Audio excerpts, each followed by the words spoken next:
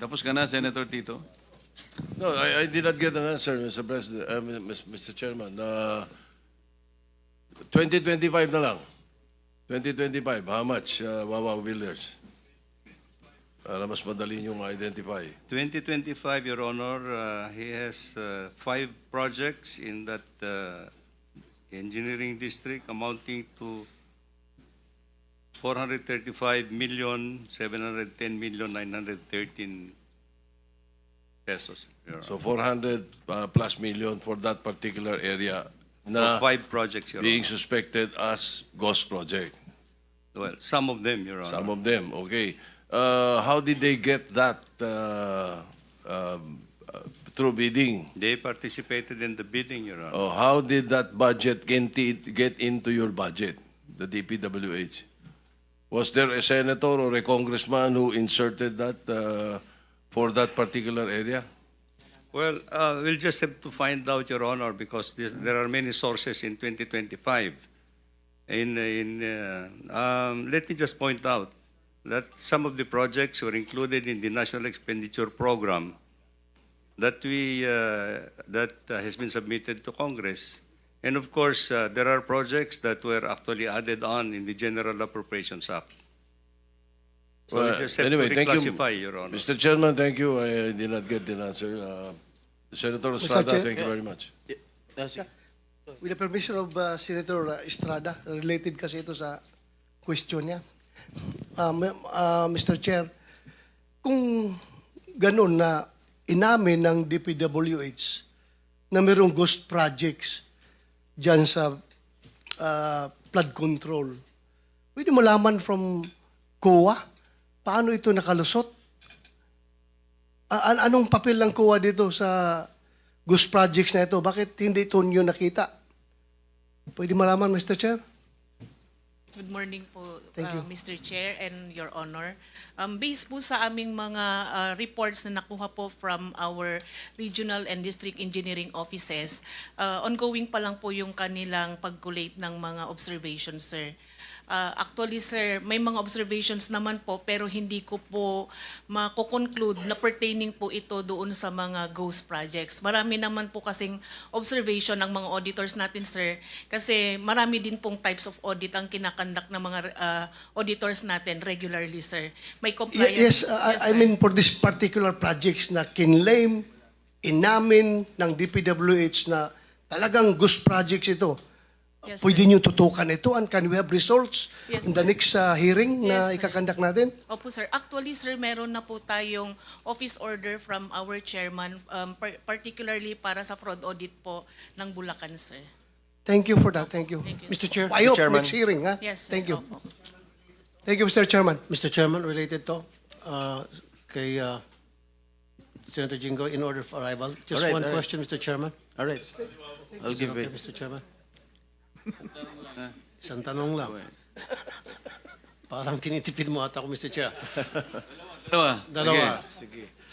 Kasi nabanggit nga dito kanina na may mga ghost projects, na may mga projects na nabigay sa mga contractor na kaduda-duda for the longest time. Ang tanong ko sa DPWH, kasi sa ngayon, nag-research kami, sa 103 na blacklisted na mga contractors, isa lang dito ang na-blacklist ng DPWH sa flood control. Isa lang. Bakit isa lang?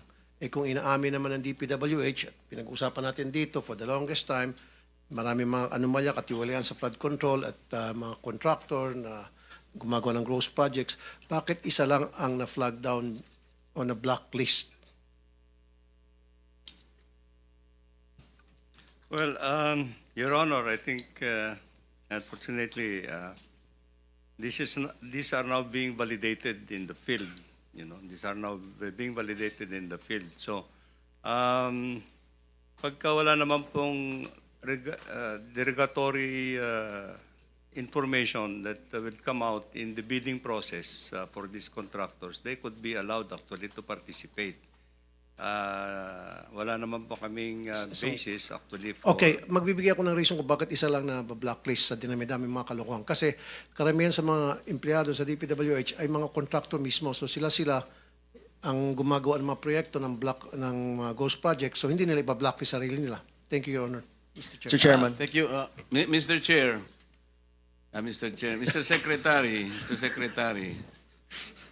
Doon sa 5-point-something billion, most of these are ghost projects, as you have admitted already.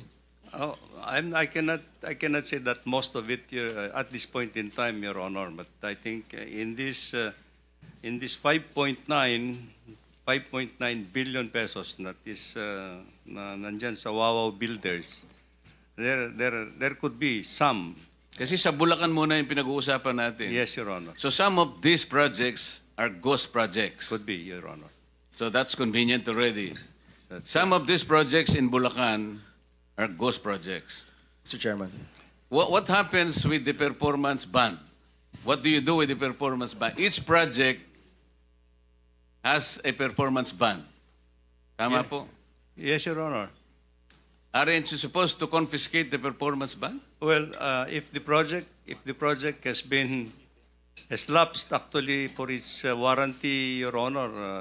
Hindi, as admitted, some of these projects are ghost projects. Yes, Your Honor. So you have to run after the performance bond. Yung insurance company, kailangan habulin natin. Yes, Your Honor. Yes. What will you do? Well, as soon as we are able to file all the necessary.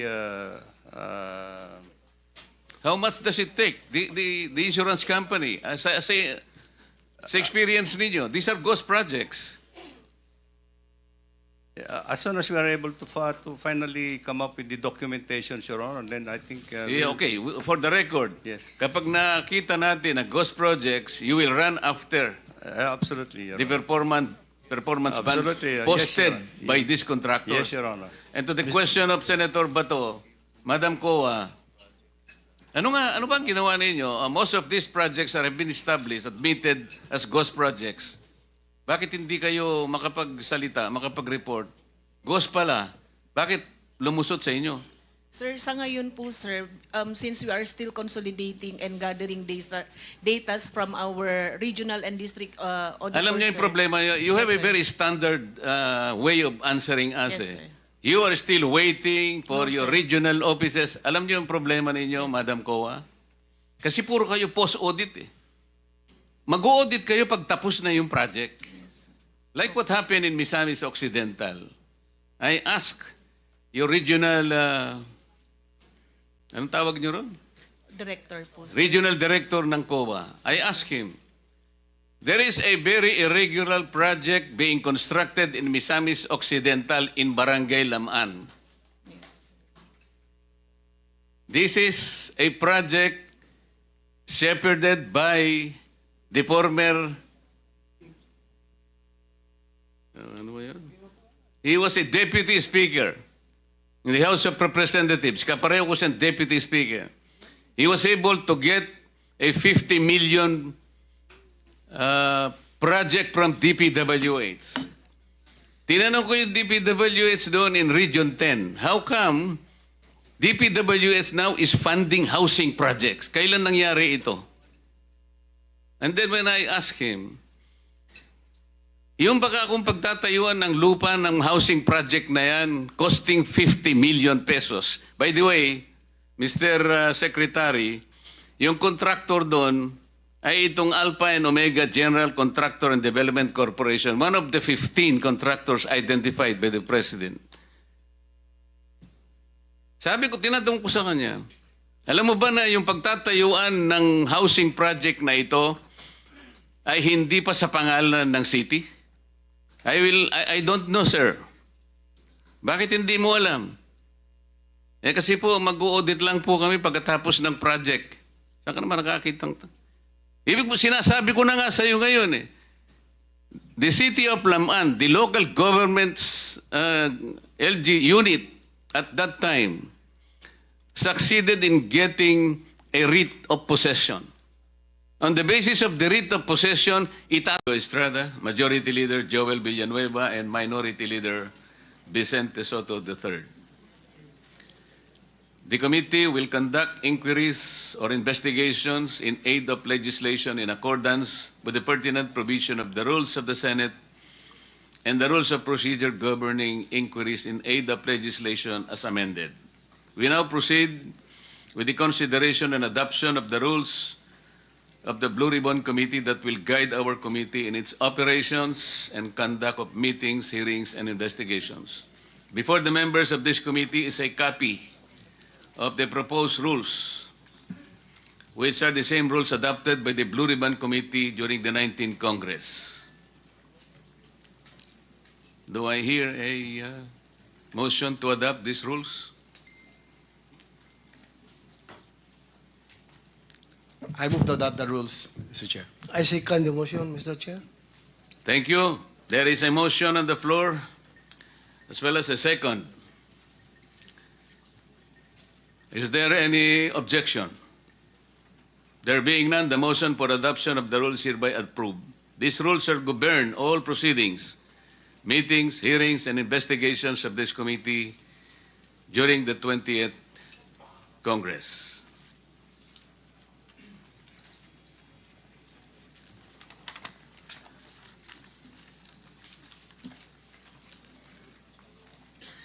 Magandang umaga po sa lahat ng naririto ngayon sa pag-uumpisa ng ating pagdinig sa isang pinaka-controversial na paksa.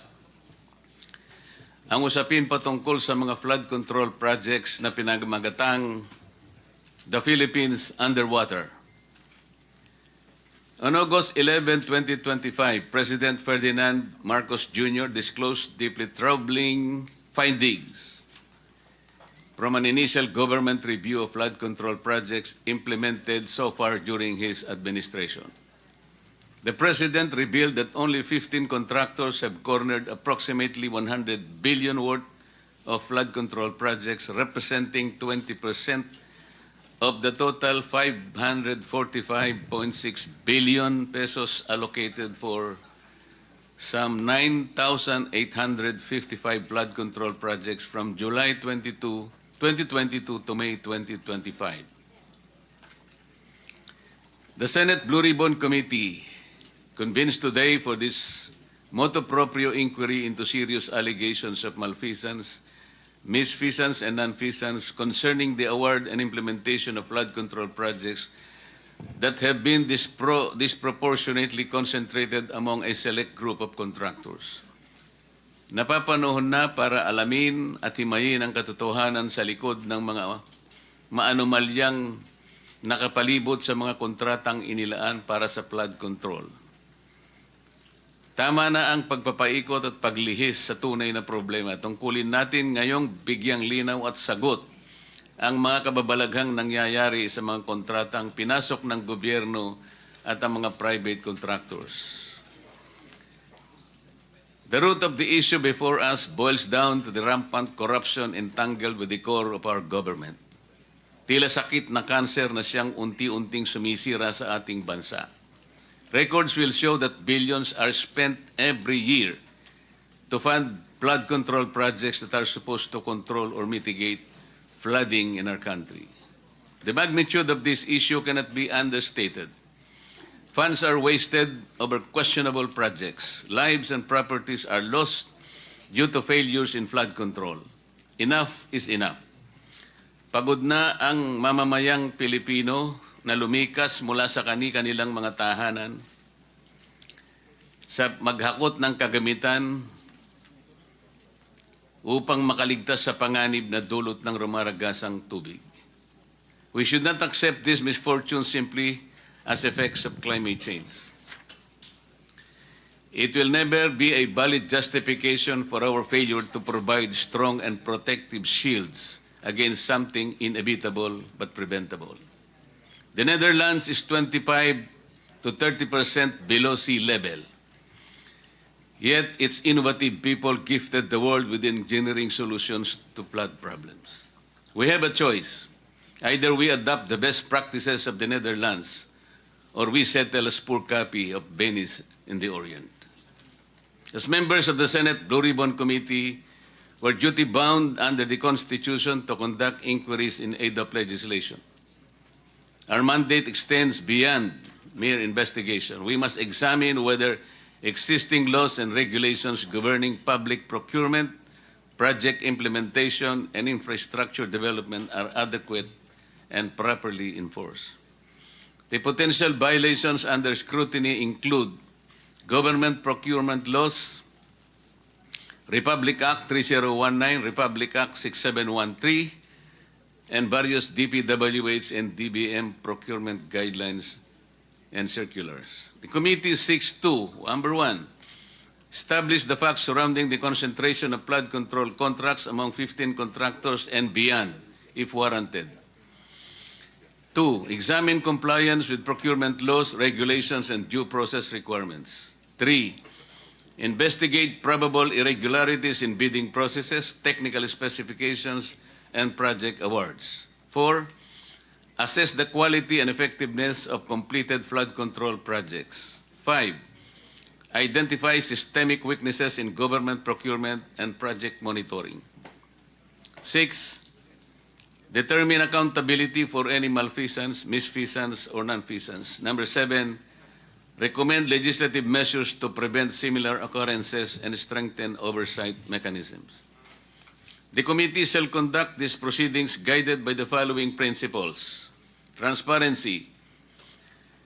All proceedings shall be conducted in full view of the public with complete documentation and live coverage where appropriate. Due process. All resource persons and parties shall be afforded their constitutional rights, including the right to counsel and protection against self-incrimination. Impartiality. This committee approaches this inquiry without predetermined conclusions, committed only to uncovering the truth based on evidence and testimony. Public interest. Our primary consideration is the protection of public funds, the delivery of effective flood control solutions, and an end to the suffering of the Filipino people. During the course of this inquiry, we expect to hear from officials from the Department of Public Works and Highways, representatives from the Department of Budget and Management, recommendations from then Commission on Audit, representatives from the 15 contractors identified by President Marcos Jr. in press conference dated 11 August 2025. We shall examine procurement documents and bidding records, project implementation reports and certifications, financial records, comparative analysis of project costs and effectiveness. Hindi madali ang usaping ito. Hindi ko rin nanaising patagilin ang pagdinig tungkol dito. Hindi ito plataforma para magpasikat o magpalakas tayo sa mga tao. Lalong hindi ito pamumulitika o pagsira sa reputasyon ng kahit sino. Nais ng kumiting ito na gawing makabuluhan at produktibo ang bawat pagdinig ng ating gagawin. May I remind our resource persons to cooperate fully and answer truthfully. And please don't be too smart. Confucius said that if you are the smartest person in the room, then you are in the wrong room. I request my colleagues to efficiently manage our time as we clarify matters from our resource persons. Let us veer away from repetitive statements and questions that may unnecessarily prolong our inquiry. We owe it to our people. Tandaan natin na bawat dam o dike na itinatayo ay galing sa pera ng bawat Pilipino. Bilang mga mambabatas, responsibilidad po nating magsulong ng mga kaukulang batas na makapagpapabago sa mga nakalakaran sa gobyerno para sa ikabubuti ng bansa. Hindi tayo narito bilang hukom na uusig sa mga naglipanang kawatan, kundi tungkulin nating alamin at usisain ang pinaggagamitan ng ating pinasang tao ng budget. It is our duty to get to the bottom of this. Kahit sisirin pa natin ito kung kinakailangan. No stone shall be left unturned and no one shall be spared. Pagtulungan po nating hanapin ang katotohanan at tuluyang makapaglatag ng epektibo at pangmatagalang solusyon sa suliranin natin sa pagbaha. Kahit mahirap o tila imposible, pero sa tulong ng bawat isang Pilipino na may pakialam at pagmamahal sa kanyang bansa, ito ay tiyak nating may pagtatagumpay. Maraming salamat po. I now declare this hearing officially open.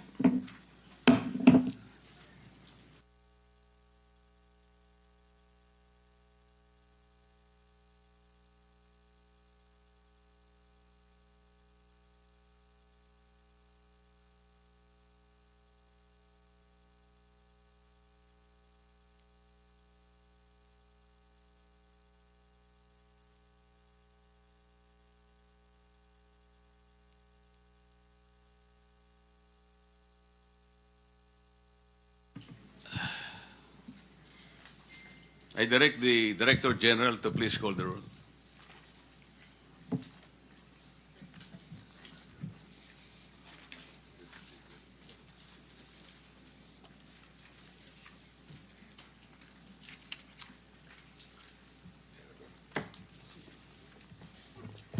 With your permission, Mr. Chair, may I proceed with calling the roll? Please proceed. From the Commission on Audit, Attorney Gabriel Cordoba, he's represented by Tracy Ann Sunico, OIC of Director 3. From the Department of Budget and Management, Secretary Pangandaman confirmed her attendance, but she will arrive a little later. In the meantime, she will be represented by Yusek Rolando Toledo and Yusek Abuel. Director Maria Crescencia D. Sunga from the Budget Management Bureau A, BMB-A. From the Department of Public Works, Secretary Manuel Bonoan, Senior Undersecretary Emil Sadain, Undersecretary Eugenio Pipo, Assistant Secretary Loretta Malaluan, Assistant Secretary Constante Llanes Jr., Ms. Luz de la Rosa, Director Internal Audit Service, Regional Directors Gerard Opulencia, NCR, Roselier Tolentino, Region 3, Jovel Mendoza, Region 4A, and Regional Director Virgilio Eduarte, Region 5. From the National Mapping and Resource Information Authority, DNR Nambria, Engineer Glicerio Yare. From DOST Pag-asa, Dr. Nathaniel Servando. From Metro Manila Development Authority, Attorney Romando Artes, who will be arriving late because he has a court hearing at this hour. Already here. Okay, thank you. The construction companies, Mr. Alex Abelido, President, Legacy Construction Corporation. Can you raise your hand? Present siya dito. Ms. Cesara Discaya, an invitation was sent to her, but she sent an excuse letter saying that she had a prior commitment. Ms. Maria Roma Angeline Rimando, she cannot attend because she's still suffering from grief due to untimely demise of her foster mother parent. Mr. Alan Kirante, QM Builders, there. Mr. Ernie Bagao, owner proprietor EGB Construction Corporation. Mr. Iumir Villanueva, president of Top Notch Catalyst Builders Inc. He cannot attend because he has a previously scheduled medical procedure today at the Asian Hospital. Mr. Lawrence Lubiano, president Centerways Construction and Development Inc., represented by Attorney Regidor Ponferrada. Ms. Aderma Angeli Alcazar, President, CEO of Sunwest Incorporated. She cannot attend. She sent a letter stating that she is currently on scheduled leave to attend to personal family matters abroad. She averse that she left the country on 13 August 2025 and will not be able to make it back to the Philippines in time for this hearing. Mr. Edgar Acosta, High Tone Construction Development Corporation. An invitation was sent, but we have not received a reply as of this moment. Mr. Wilfredo Natividad, Owner General Manager, 888 Construction and Supply, Inc. Mr. Romeo Miranda, President AMO Royal Crown Monarch Construction and Supplies Corporation. Invitations were sent, but no reply has been received yet. Mr. Mark Alan Arevalo, Wawaw Builders General Manager. An invitation has also been sent, but a reply has not been received so far. Ms. Marjorie Samidan, she cannot attend, but she will send a representative. This is the authorized managing officer of MG Samidan Construction. There. He is represented by Mr. Cliff Samidan. Mr. Luisito Tiki cannot attend, requests that he be excused from attending today's hearing due to health reasons, and since they received the invitation late afternoon of 18 August, they will not be able, and it will not be possible for them to complete its review of the possible projects to determine who to send as representative. And last but not least, Mr. Ryan Willie D. Uy, President, Road Edge Trading and Development Services. Before I end, Mr. Chair, may I also be allowed to recognize ASEC Mary Ann de la Vega of the Department of Budget and Management. Thank you, sir. Mr. Chair? Before Before- that, I would like to acknowledge the presence of Senator J.B. Hercito and Senator Mark Villar. Yes, Senator Bato? Mr. Chair, may I move for the issuance of subpoena to those absent invited resource persons, particularly yung mga contractors, Mr. Chair, to require them to be present in the next hearing. I so move, Mr. Chair. I think the motion is in order. No objection? The motion is carried. Thank you, Mr. Chair. May I ask the Director General as to the number of invitations set to the 15 invited contractors, as to how many successfully presented themselves today or at least sent representatives?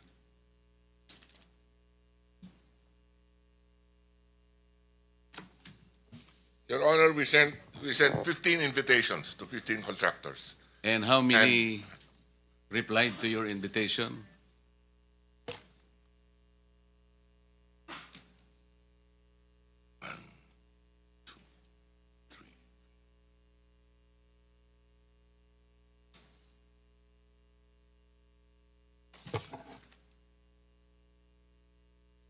Eleven replied, Your Honor. And of the 11, 1, 2, 3, 4, 5, 6, and 7 are represented here, either by the owner himself or by a representative, Your Honor. So seven out of 15 are represented today in this hearing, Mr. Director General. Yes, Your Honor. And the rest simply replied, but did not send representatives. Yes, Your Honor. I just hope this is not the sign of disinterest on their part, because this meeting is called precisely to get to the bottom of this problem. Mr. Chair. Yes. Mr. Chair, siguro pag when we invite them, not invite, subpoena them next hearing, they have to come up with a reasonable answer. Hindi ho yung may sakit, may nauna, para hong ginagago itong committee natin na may sakit, nagbakasyon na, may mga prior schedule. Ano mas importante, prior schedule, Mr. Chair? Or itong investigasyon ito, because 544 billion na pinag-uusapan natin, not a small change, Mr. Chair. Yun lang po. Manifestation is noted. May I remind the representatives of private lawyers of our resource persons present here today, pwede po kayong relax muna kayo at huwag kayong aalis.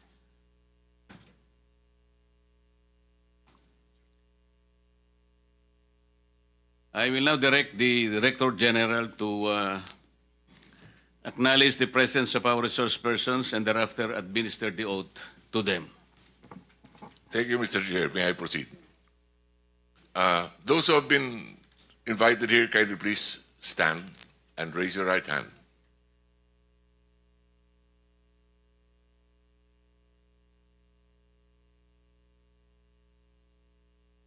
Do you swear or affirm to tell the truth, the whole truth, and nothing but the truth in this proceeding? Thank you. You may take your seats. Mr. Chair, for the record, they all said yes. Thank you. Thank you, Director General.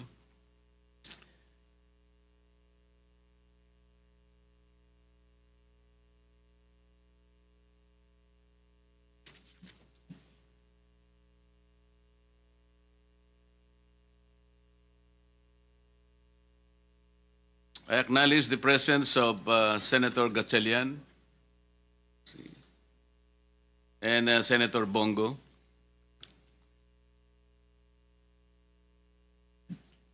The President of the Philippines made initial observations and findings in regard to the subject matter of the present inquiry. The amount of some 100 billion pesos, or 18% of the entire 545 billion budget for flood control projects between July 2022 to May 2025 was awarded to only 15 out of 2,409 accredited contractors in the country. Question: is this statement of the President fair?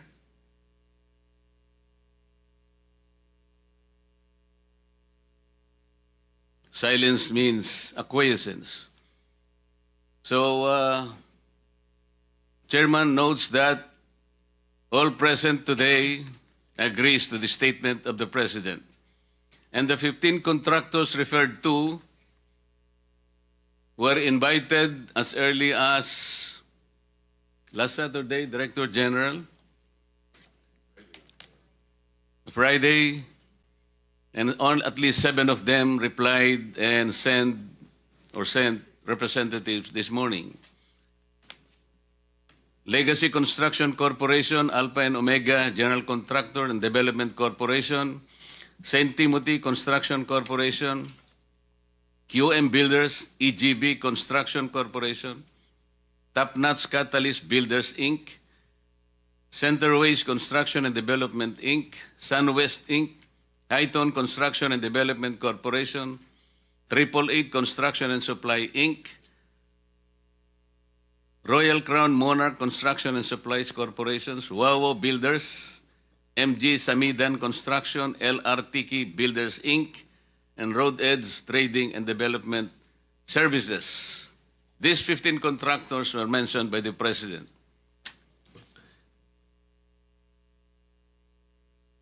The President also noted that 5 of these 15 contractors have projects in almost all regions nationwide.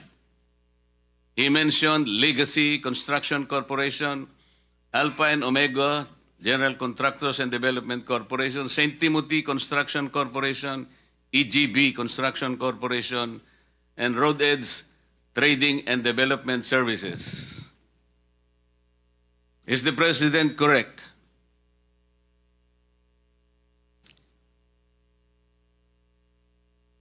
Your silence is also acquiescence. So the President fairly reported this accurately.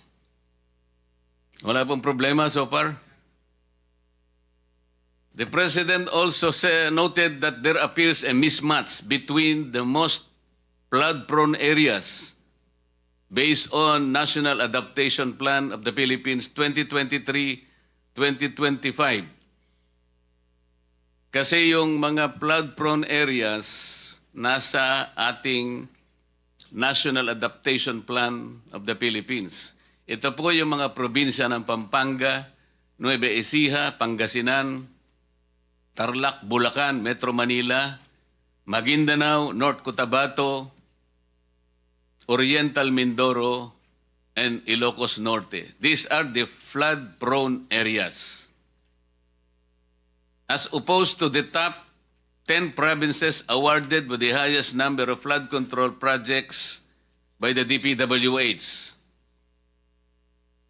Bulacan, 668 flood control projects. Cebu, 414. Isabela, 341. Pangasinan, 313. Pampanga, 292. Albay, 273. Leyte, 262. Tarlac, 258. Camarines Sur, 252. Ilocos Norte, 224 flood control projects. This shows that only 4 among those considered flood-prone areas ang nandito pong nabigyan ng kaukulang mga projects. The rest ay wala po sa flood-prone areas. This is the initial observation of the President. Is his observation fair enough to you? Meron po bang gustong kumontra sa observation ng President?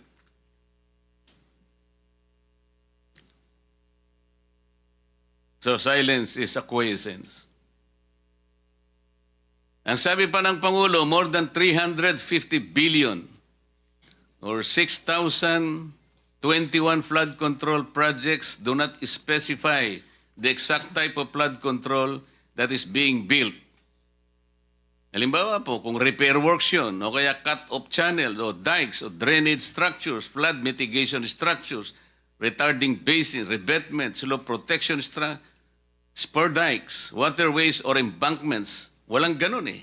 Sabi niya, hindi mo lang dinidescribe ito eh. 350 billion worth of projects defy basic description. Or 6,021 flood control projects. Many of these projects are in different locations but have exactly the same contractor and contract cost. This is disturbing. This is one of the initial observations of the President. Do you believe this is also a fair assessment? Oh, walang kumikibo sa ating mga resource person. I think this is a fair assessment coming from the office of the President.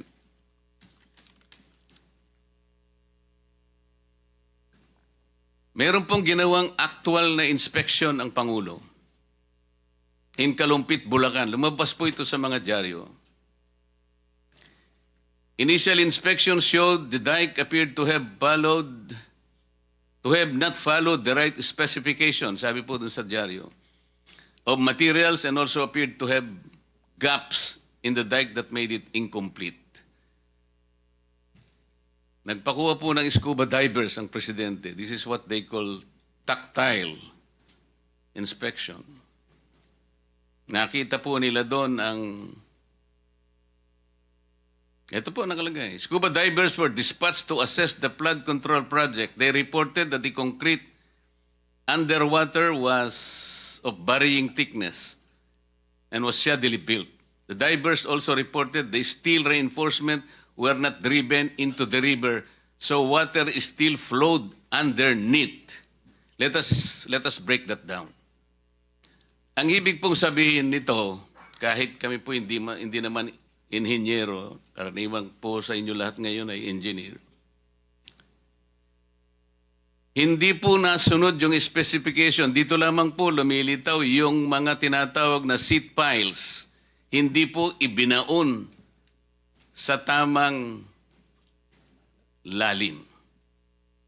Ano pong ibig sabihin nun?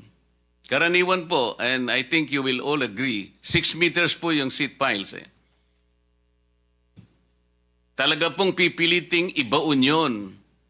Yung 5 na metro ibabaon mo, maaaring ang lilitaw na lamang na nakikita mo is 1 meter. What is the significance of that?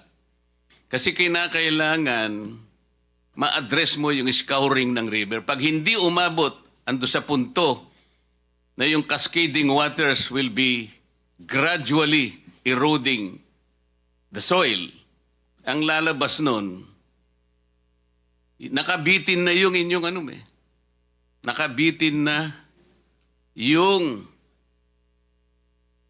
seat piles na kunwari ibinaon nyo ng 5 meters.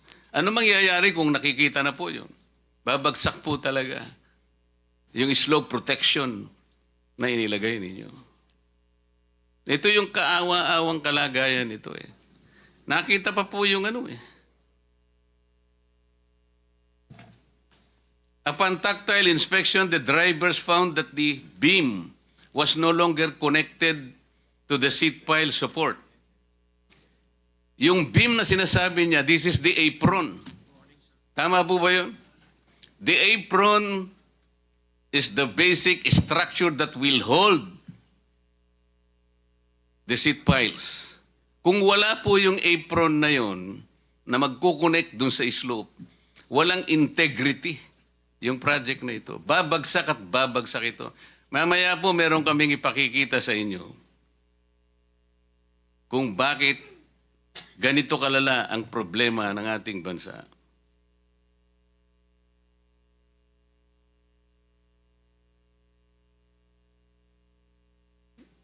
Ready ba yung isang ano natin, slide natin para makita lang yung... Karoon tayo po ng idea kung ano yung revetment. Ito kasing binisita po ng Pangulo, embankment po ito, diki po ito eh. Yung embankment po, pangkaraniwan pagka diki, ginagamit din kahit na mga tricycle lang, mga motor nakakadaan. Pero dapat merong slope protection yun eh. Pagka yung embankment lang, pagkatapos yung binaon yung bakal, wala pa rin, magigiba yun.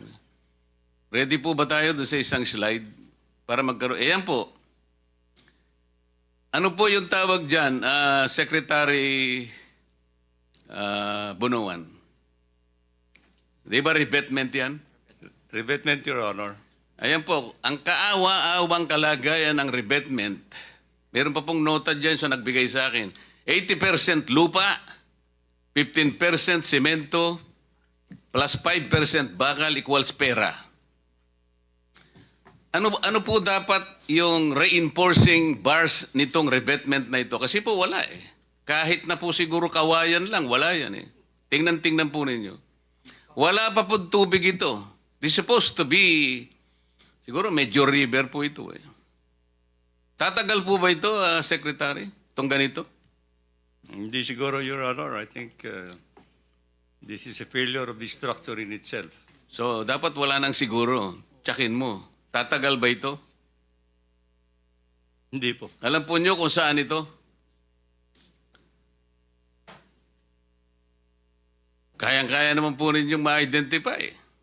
Nasaan po yung mga district engineers nyo? Para wag na po sabihin kung kanino galing yan. Kasi malalaman din po natin yun eh. Why do you think the contractor of this project adopted this kind of anomalous activity? Marami pong ibig sabihin yan eh. Meron tayong kasabihan, Chair Erwin, the picture paints 1,000 words. Dito po, hindi words, perang nakalagay. No? 80% lupa plus 15% semento, 5 plus 5% pera, 5% bakal, ano daw, Chairman? Oo nga, equals?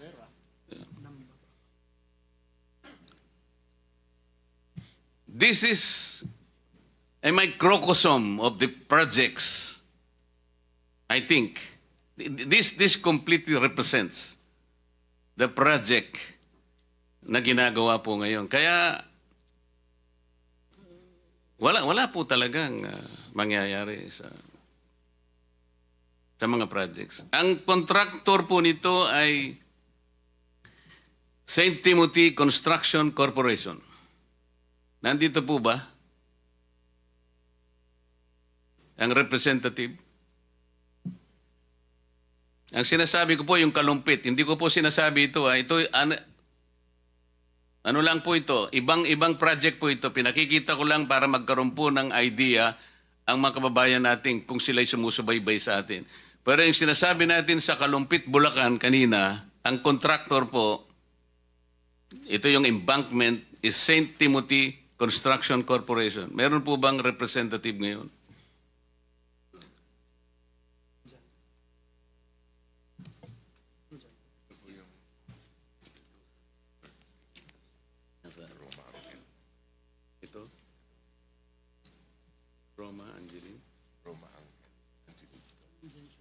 The representative is one Miss Maria Roma Angeline Remando.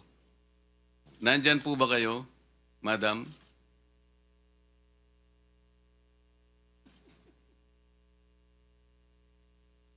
Nawala po kayo? Kanina po. Wala. Wala pala sila.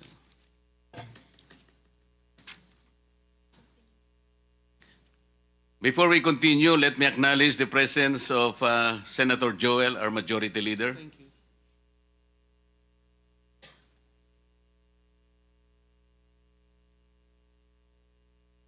Before I continue, some of my colleagues would like to make short opening statements, no longer than 2 minutes, please. Let me acknowledge also the arrival of Senator Bamakino. Any one of my colleagues who want to... The first one to arrive. 2 minutes, sir. Thank you. 1 minute lang, Mr. Chairman. Thank you, Mr. Chairman.